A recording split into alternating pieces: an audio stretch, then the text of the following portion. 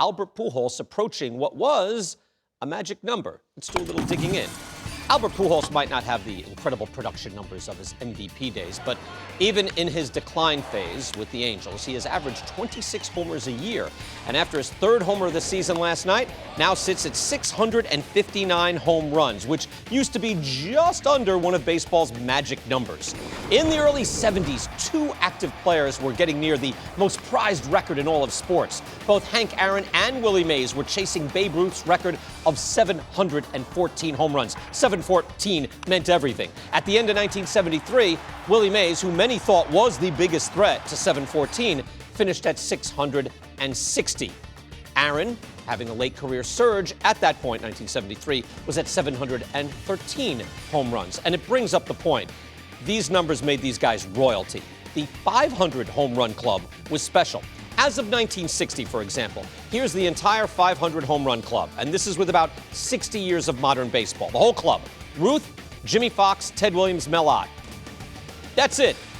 4 guys. It was exclusive, and through the years, it was slow and steady filling it up.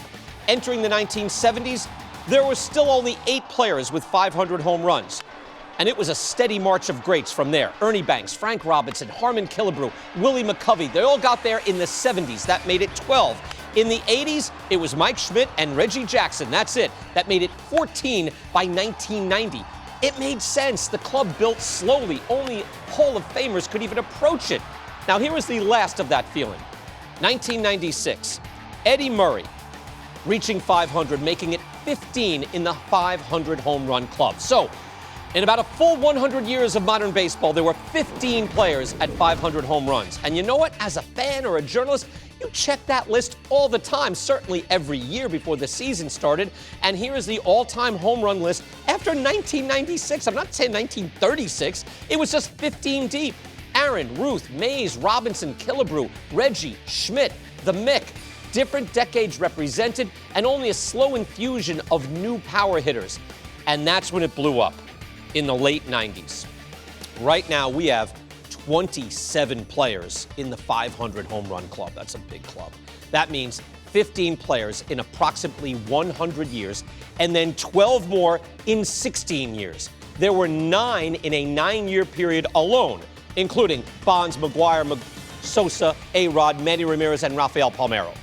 The steroid era, I'm sorry, blowing it out of proportion. Now, I don't want to just be nostalgic about this, but that's the reason we just lost track.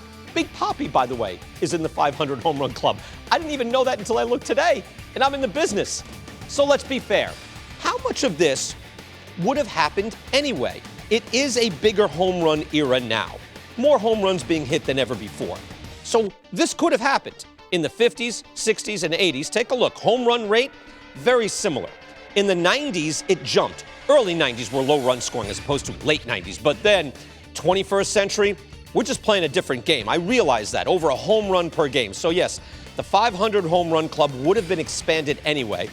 But Pujols at Willie Mays' mark, approaching 660, it just reminds you, this was a big thing.